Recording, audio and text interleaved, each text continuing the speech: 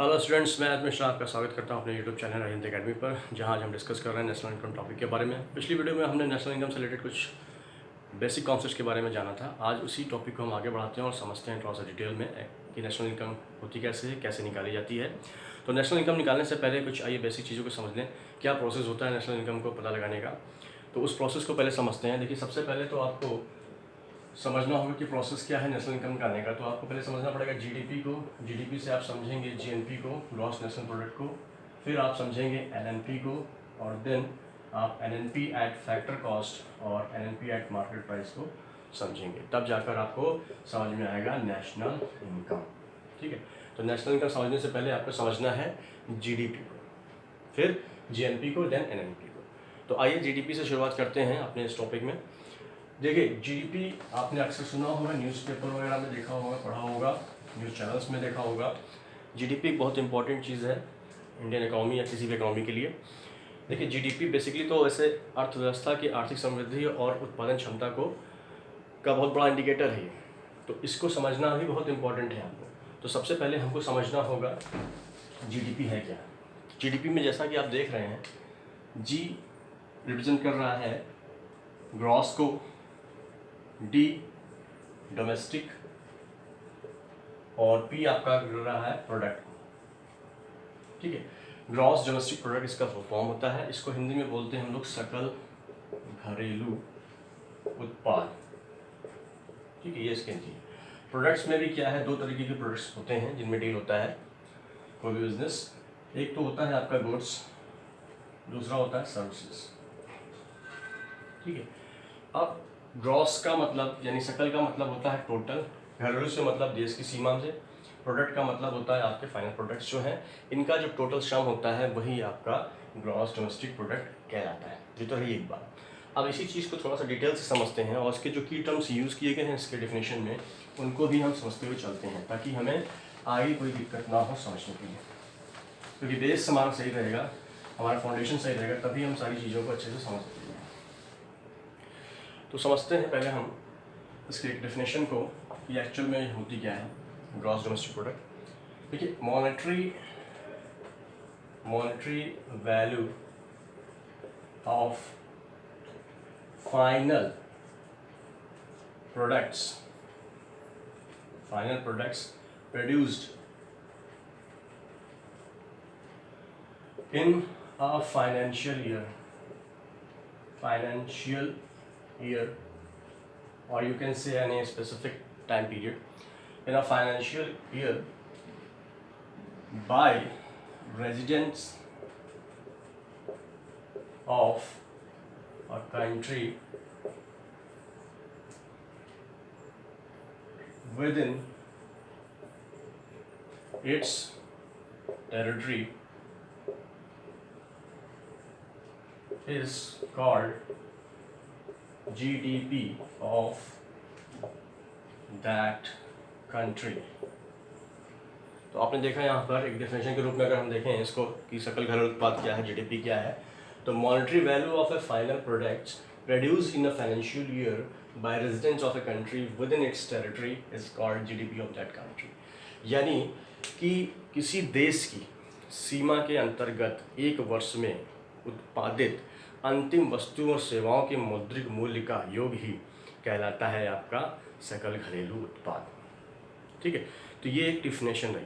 अब चूंकि डिफिनेशन में आप देख रहे होंगे कई सारे की टर्म्स यूज हुए हैं जिसको लेके स्टूडेंट्स कंफ्यूज रहते हैं, तो उसके बारे में हम चर्चा कर लेते हैं कि होता क्या है। जैसे यहाँ पर एक मॉनेटरी वैल्यू यानी मौद्रिक मूल्य है, आपका फाइनल प्रोडक्ट्स है। ठीक है, फाइनल प्रोडक्ट्स ये क्या होता है इसको भी समझना जरूरी है। और फाइनेंशियल ईयर क्या है इसको समझ लेंगे, रेजिडेंट्स क्या होते हैं इनके बारे में भी समझना है, और टेरिटरी क्या होती है किसी देश की भौगोलिक सीमा क्या होती है उसको भी जानना बहुत ज़रूरी है। तो ये कुछ की टर्म्स हैं जो इस डिफिनेशन में यूज़ हुए हैं, इन्हीं को हमें समझना है डिटेल में, तभी हमको जीडीपी समझ में आएगी। फिर हम जीडीपी के जो करंट डेटा हैं उनको समझेंगे, उनको एनालिसिस करेंगे कि किस तरीके से देश की अर्थव्यवस्था चल रही है। ठीक है, तो आइए देर नहीं करते हैं, वन बाय वन समझते हैं सारे की टर्म्स को। ठीक है, ये मैं आपको यहाँ से रिमूव कर रहा हूँ। तो अभी आपने जो डिफिनेशन देखी उसमें जो की टर्म्स हैं उनको मैं जहाँ नोट कर दे रहा हूँ ताकि वन बाय वन उनको हम समझते चलेंगे। ठीक है, देखिए सबसे पहले तो हमें समझना है, थोड़ा सा इधर कर देता हूँ। सबसे पहले हम समझते हैं रेजिडेंस क्या होते हैं। रेजिडेंस और आप कहते हो नॉन रेजिडेंस, यानी कि निवासी और गैर निवासी आप बोलेंगे इसे। दूसरा जियोग्राफिकल लिमिट क्या है, ठीक है। तीसरा फाइनेंशियल ईयर क्या है। चौथा फाइनल गुड्स क्या है, फाइनल प्रोडक्ट्स क्या हैं। फाइनल प्रोडक्ट्स क्या हैं, फाइनल प्रोडक्ट्स में भी हमें समझना है गुड्स और सर्विसेज क्या है। फिर लास्ट में हम समझेंगे मॉनेटरी वैल्यू ये क्या होता है। ठीक है, इतना कुछ हमें इस डिफिनेशन के मदद से समझना है कि ये इनमें जो की टर्म्स यूज़ किए गए हैं उनका पर्पस क्या है इनका यूज़। तो आइए शुरू करते हैं रेजिडेंस से। ठीक है, रेजिडेंस क्या होता है, चलिए उसको समझने से पहले थोड़ा सा मैं सोच रहा हूँ ग्राफ आपको बना के दिखा दूँ। जैसे हमारा भारत मान लीजिए,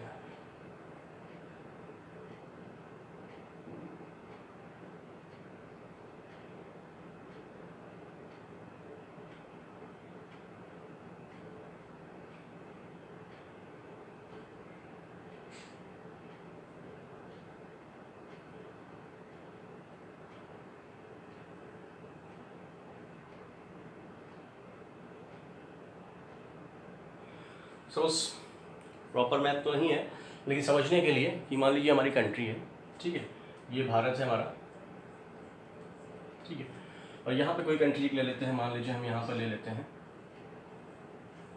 आपकी अमेरिका, ठीक, समझने के लिए यूएसए है अमेरिका।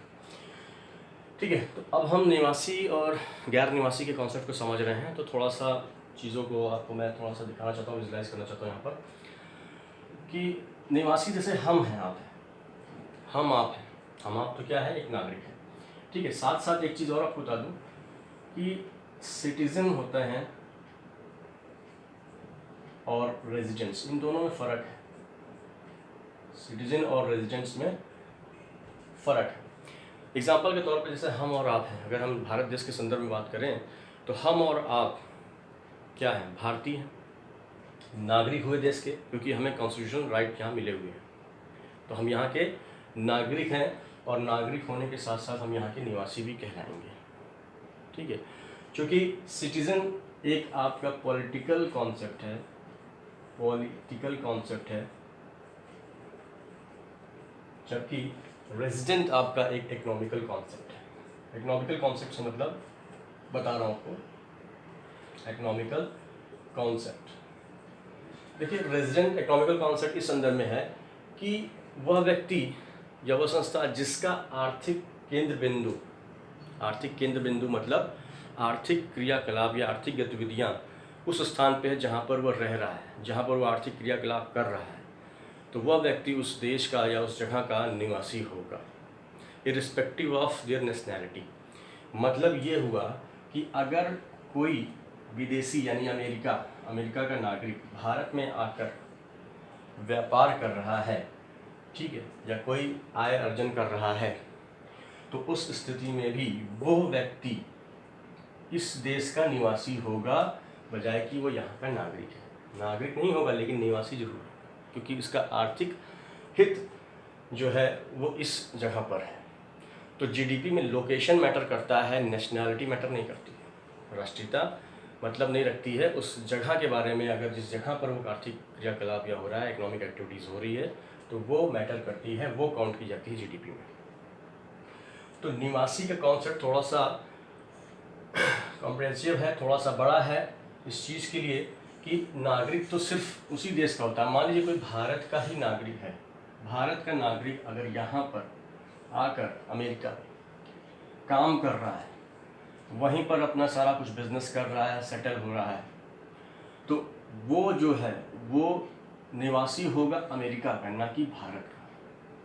यद्यपि वो भारत का नागरिक है लेकिन वो निवासी भारत का नहीं माना जाएगा, क्योंकि इसका आर्थिक केंद्र बिंदु जो है वो यह स्थान है जो कि अमेरिका है। तो निवासी और गैर निवासी का मतलब यही है कि जिसका आर्थिक निवास स्थान जहाँ पर आर्थिक केंद्र है वही उसका निवासी हो, चाहे वो किसी भी देश का हो, नागरिकता किसी भी देश की रखा हो। तो निवासी एक व्यापक संकल्पना है रिस्पेक्ट में अगर देखा जाए नागरिक के। तो चलिए ये तो था कुछ चीज़ें। कुछ और एग्जांपल मैं रेजिडेंट और नॉन रेजिडेंट के आपको दे दूं। देखिए जितने भी आपके जो एम्बेसीज़ होती हैं जैसे भारत में विदेशियों की जो एम्बेसीज़ होती हैं, तो यहाँ एम्बेसीज़ में जो भी है या आईएमएफ हो गया या वर्ल्ड बैंक हो गया या फिर WHO का ऑफिस यहाँ पर है, कार्यालय यहाँ पर है भारत में। तो यहाँ पर स्थानीय लोग जो कार्य कर रहे हैं वो कहलाएंगे इस देश के निवासी भारत के संदर्भ में। यहाँ के कर्मचारी अगर इसमें काम कर रहे हैं विदेशी कार्यालय में भी तो भी वो यहाँ के ही निवासी हुए। ठीक है। इसी तरह से विदेशों में कार्यरत जो भी एम्बेसीज़ हैं, चाहे अमेरिका में, चाइना में, कहीं भी, वहाँ पर भी रहने वाले जो भारतीय हैं राजदूत वो भी निवासी हुए आपके भारत के। ठीक है। तो ये चीज़ आप समझ लीजिए कि भारत, अब मान लीजिए कोई भारत में ही भारत की एम्बेसीज़ हैं अगर दूसरी जगहों पे, तो यहाँ पे तो जो भारतीय काम कर रहे हैं वो तो हो गए निवासी, लेकिन जो विदेशी काम कर रहे हैं वो भारतीय राजदूत में जो विदेशी काम कर रहे हैं वो गैर निवासी हुए, नॉन रेजिडेंट। यानी भारत का जो वो है एम्बेसी है वहाँ पर अगर कोई विदेशी काम कर रहा है, विदेशी कर्मचारी है, तो वो नॉन रेजिडेंट हो गया इंडिया के रेस्पेक्ट में। ठीक है। तो इस चीज़ को समझिए। ठीक है। और यहीं पर भी अगर कोई IAF में कोई डायरेक्टर वगैरह है, विदेशी डायरेक्टर है, तो वो भी गैर निवासी हो गया। ठीक है। तो आप इस चीज़ को समझिएगा कि निवासी क्या है। निवासी का मतलब मेन मुद्दा ये है कि जिसका आर्थिक केंद्र बिंदु जिस स्थान पर वो रह रहा है वहाँ पर है, तो GDP में वो कैलकुलेट होगा, यानी वो निवासी होगा रिस्पेक्टिव ऑफ कि वो नेशनलिटी किसी भी देश की उसकी। ठीक है। तो मैंने एक यहाँ पर आपको उदाहरण दिया, जैसे भारत में हम रह रहे हैं, हम आप काम कर रहे हैं, तो हम हो गए आप और निवासी भी हैं, नागरिक तो हैं ही। साथ में एक और एग्जांपल मैंने आपको दिया कि अगर कोई भारतीय विदेश में जाकर काम कर रहा है, यहीं पे आर्थिक क्रियाकलाप कर रहा है, तो वो वहाँ का निवासी हो गया, भले ही नागरिक यहाँ पर है। इवन अमेरिका का कोई नागरिक है, वो भारत में आके काम कर रहा है, सेटल हो रहा है, यहाँ पे व्यापार कर रहा है, तो यहाँ का वो निवासी हो गया। ठीक है। तो निवासी होने के लिए एक कंडीशन और है कि 1 साल से ज़्यादा अगर उस स्थान पे आप रह रहे हैं तो वो आप वहाँ के निवासी हो गए। अब यही चीज़ अगर ऐसे समझिए कि कोई भारतीय अगर गया बाहर, ठीक है, और वो 1 साल के अंदर कोई मनोरंजन के पर्पज़ से, टूरिज़्म के पर्पज़ से, शिक्षा के पर्पज़ से गया और साल भर के अंदर वापस लौट के आ गया, तो वो भी निवासी भारत का हो गया। ठीक है।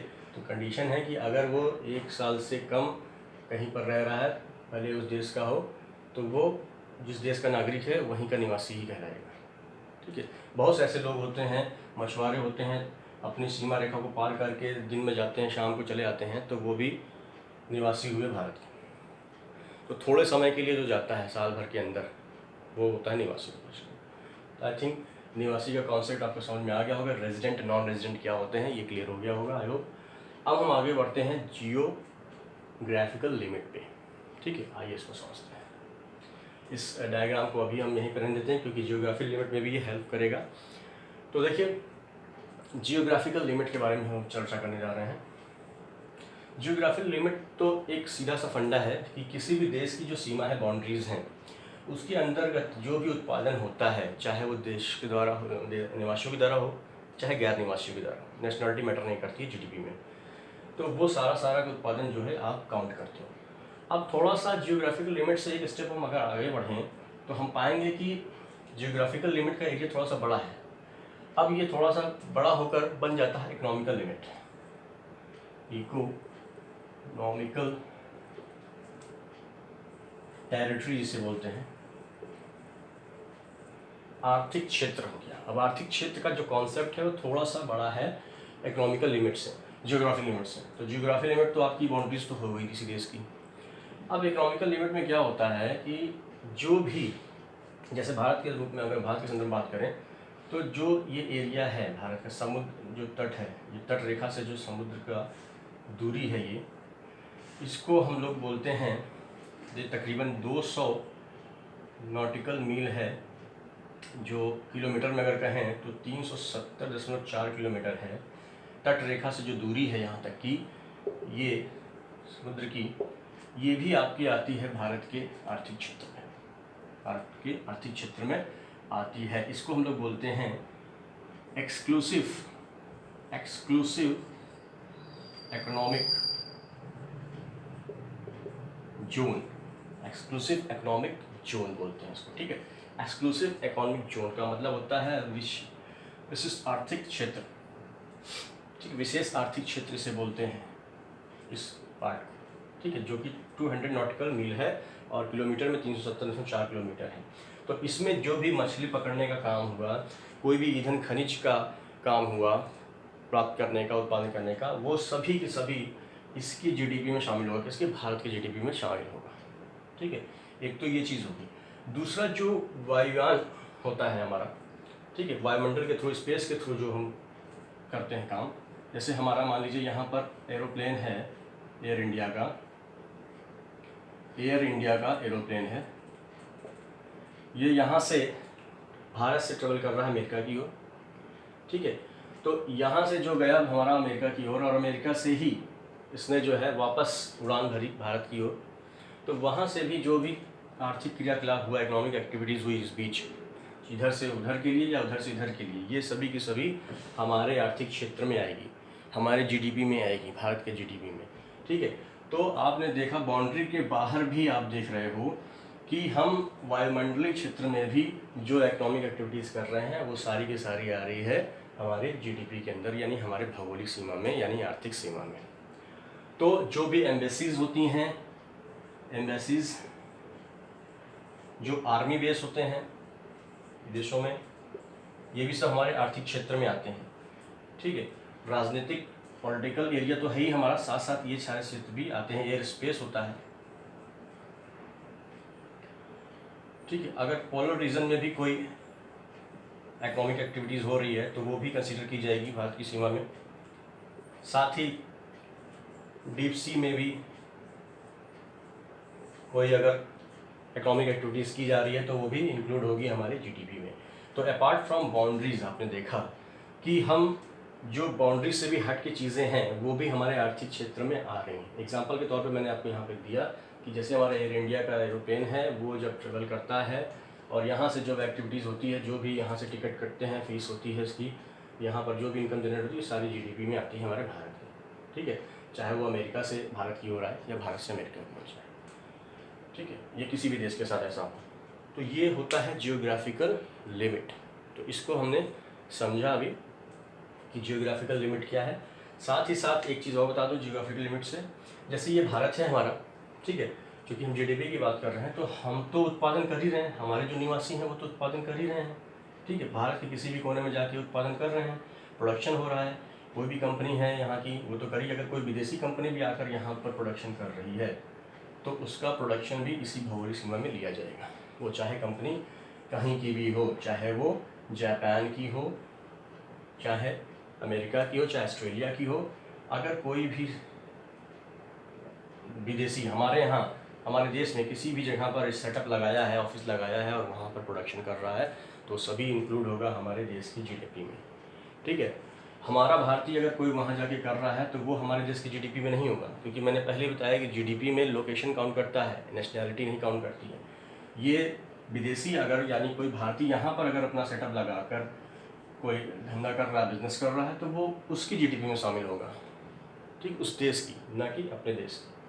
तो ये मैंने थोड़ा सा अभी बेसिक चीज़ें आपको बताई, दो चीज़ों के बारे में, रेजिडेंट और जियोग्राफिकल लिमिट, ठीक है, ये क्लियर है। बाकी तीन चीज़ों को हम अगली वीडियो में देखेंगे, ठीक है। तो चलिए मिलते हैं अगली वीडियो में। इस वीडियो को आप अंत तक देखिएगा ताकि चीज़ें समझ में आएंगी, फिर अगली वीडियो में भी इसी से लिंक रहेगी चीज़ें। तो देर नहीं करते हैं, अगले मिलते हैं अगली वीडियो में, और सब्सक्राइब और शेयर करना जरूर करें, ठीक है। चलिए मिलते हैं नेक्स्ट वीडियो में।